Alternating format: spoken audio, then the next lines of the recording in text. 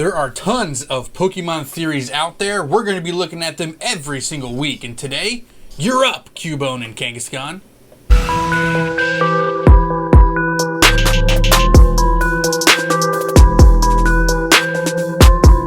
What's going on, Funhouse crew? Welcome back to the channel, TCG Funhouse, where we open up Pokemon cards, we talk about Pokemon cards, and we discuss Pokemon theories now. Woo! I'm Travis with TCG Funhouse, here with my boy. What's your name, sir? ASX TCG here, guys. How's it going? That's right, ASX is back. This is going to be a weekly segment here on TCG Funhouse where we're going to talk about crazy, strange, sometimes dark and spooky Pokemon theories, and we're going to determine whether or not they are fact or cap, whether we think that they are actually true or people are just going insane with their imagination. So today, we're going to be talking about one back from the Kanto region. It's been around for a very long time, probably one of the most popular theories of all time, and that's Cubone is actually a pre-evolutionary form of Kangaskhan. So, ASX, tell me what you think about this theory just to start the engines and get going on this thing. Definitely. I think this is a really, really awesome theory. I mean, just looking at it, I mean, it's hard to deny, just at face value here that the baby Kangaskhan isn't a Cubone. I think we got a lot to discuss today. Yeah, I agree, and I do think that's like the key right there. So when we got even like Mega Kangaskhan with the extra babies and stuff like that, like it is impossible to think that the baby Cubone doesn't look exactly. I'm sorry, the baby Kangaskhan. See, I'm already so confused already just because they're so similar. The baby Kangaskhan doesn't look exactly like a Cubone, right? So I'll give you the very first theory. So the theory is that Cubone is a baby Kangaskhan that lost its mother, and it wears the dead skull of its mother, right? So that is not a theory. The Cubone does wear the dead skull of its mother already. But the theory is that it's actually the skull of a Kangaskhan. What do you think about that? I think, it's very interesting. Looking at the shape of the skull, it is very, very similar. Where it kind of loses me a little bit is the horns on it. Mm-hmm. I see how they could be the ears of the Kangaskhan, but the skull, it kind of looks like a Charizard skull a little bit. I know that that's not too much of the theory, but I don't know. I think I think you're there's on the more fence, huh? I very much am in terms of the skull.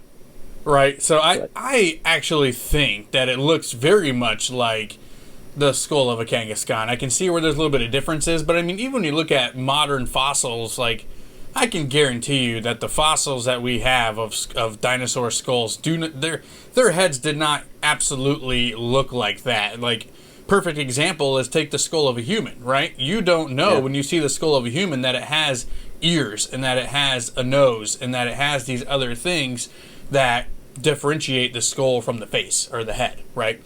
So we don't know what actually a Kangaskhan skull looks like underneath all of its stuff.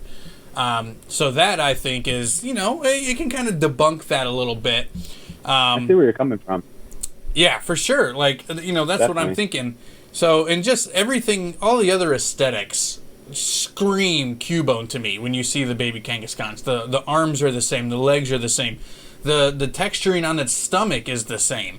Like, the color is a little bit different, but again, what if it just slightly changes colors as it grows up because it's different from its mother Kangaskhan anyway. So, but to get further into the rabbit hole on this Kangaskhan Cubone discussion, we got Marowak, right? So we're like, oh, well, Cubone evolves into Marowak, so obviously it can't be, a baby Kangaskhan, but I think that Marowak was originally designed to be the middle evolution for a Kangaskhan.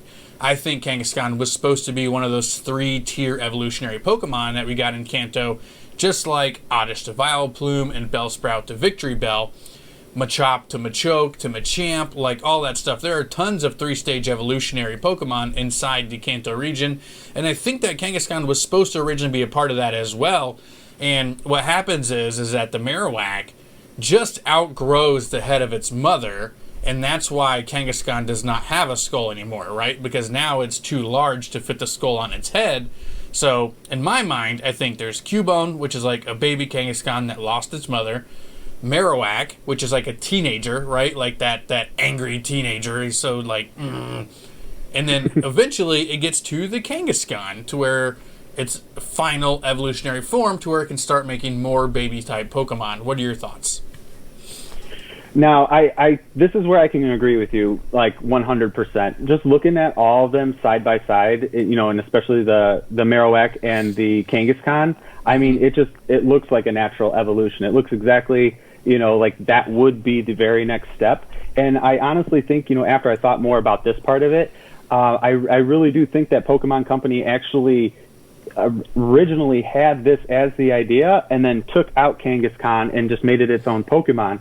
I'm not exactly sure why on that part of it, but I think that's kind of where they went with it, and I think that's spot on though. I really do think that it was supposed to be the evolution after Marowak.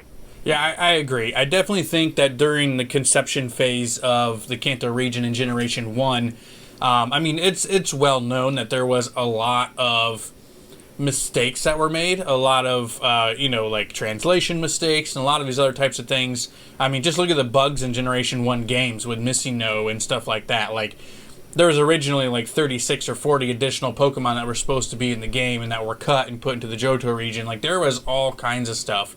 So I can definitely see where things would fall through, the sifting sandy scales. What are those things called? You know what I mean? That fall through the net, whatever. We're moving forward. Yeah. And I think this is one of them. I definitely think that, they could have just sat down and said, you know what, we have way too many 3-party evolutionary lines. We need to separate these. We need more 2 parties. We need more variety in the game. Who can we separate? And I just think Kangaskhan happened to be the one that they took aside and were like, nope, you're going to be more in the lines of a Scyther and a Jinx and a Mr. Mime than you are the Victory Bells, Machokes, Machamps, and Gengars and stuff like that. So that's what I think happened 100%. So if I'm to give my actual answer and my final grade on this, I 100% think I 100% think that it's a fact that Cubone, Marowak, and Kangaskhan were originally designed side by side to be part of an evolutionary line. Now, that being said, given what we know about Pokemon right now, I don't believe that Cubone is actually a baby Kangaskhan. I do think that it was changed. Now, originally, fact. But after we've gotten our lore and our story and our Pokedex entries for all the Pokemon, I don't currently think that Cubone is a baby Kangaskhan, if that makes any sense. Yes, but I am going to say, and we haven't mentioned it yet here tonight, so as I was doing some more research on this, because it's a theory that goes very, very deep in the Pokemon community. It's one of the very first ones. More recently, in the Sun and Moon games, in the wild battles, there's this battle mechanic. I think they call it Call for Help. Yes. And where the wild Pokemon can call for help. It's a 5% chance, I believe. Yeah. So Cubone, like you said, 5% chance could possibly call a Kangaskhan into battle with it. Yep. So is that the Pokemon Company, a little wink wink at... I think it was some fan favor.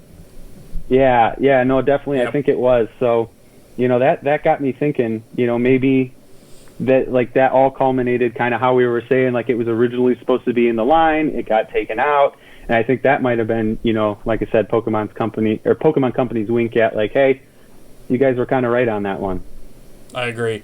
I definitely think that was a wink and a nudge to where they're like, you know what, we're not going to tell you guys that this really happened, but we're just going to tease you a little bit, a little nudge like you were saying. So yeah, that's a great point. Absolutely great point there. The one thing that doesn't really fit in, since we're talking about it, is the Alolan Marowak form. We do know that there's no Alolan Cubone form or Alolan Kangaskhan form, so the fact that we did get it in Alolan Marowak, which changes its typing and everything, kind of throws a linchpin and a wrench into the fact that we could potentially think that Cubone and Marowak are just additional Kangaskans. We just don't know it because their face is covered.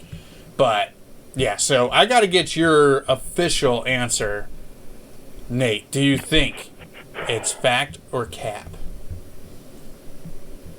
I think I'm going to have to go... I think I'm going to have to go with cap on this one. Because of, it just...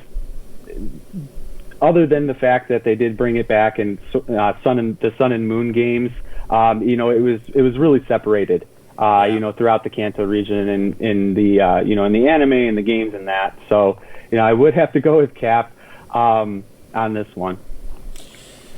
Yeah.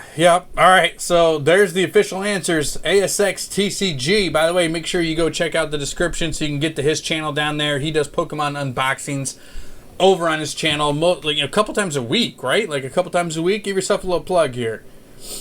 Yeah, so I do Pokemon openings 2 to 3 times a week. It has been more on the 2 side here recently, but I'm going to come back and start doing 3, maybe even 4 videos. I'm going to get into the PTCGO and get some gameplay, some deck analysis as well. So it's going to be a great time, guys. Come check me out on ASX TCG. Heck yeah, he does a lot of competitive play. It's a lot of fun. Plus, he does unboxings. We got Evolving Skies coming up, so that's going to be a lot of fun, too. And he has much luckier polls than we do here, so you make sure you don't want to miss those. But final grades, Nate over at ASX TCG is going with a cap on that he thinks Cubone is a baby or pre-evolutionary form of Kangaskhan. I'm still on the fence. I still think that it was a fact that it was designed to be that way, but then they split it up to get more variety in the final Pokedex, so it is technically, if we're talking canon in the Pokemon, not TCG, but just the Pokemon genre altogether, I also am going to go cap with this. Doesn't mean that I don't think it should be 1-3 Pokemon line. It absolutely should, in my opinion. So, thank you so much for hanging out with us today, guys. Make sure, if you're new to the channel, you drop a sub. We're going to be going over amazing, scary, cool, indifferent Pokemon theories every single week here on the channel. Make sure you go check out ASX's link in the description below. Plus, drop a sub here, hit that like button. It really does help us out. And also, leave a comment below on what Pokemon theory you want us to talk about in the future. We already have a nice little list going on, but we can be swayed by the comment section on what we should talk about. Thank you so much. Again, guys, we're going to finish it off with ASX saying one last thing. I just want to say thank you guys so much for the support in our very first video and for you guys throwing some of the comments down below and some different theories. I just really love that you guys were, interacting with that, and I hope to be able to talk about some of them in the future. Absolutely. Thank you so much, guys. Whoever you are. We'll see you around.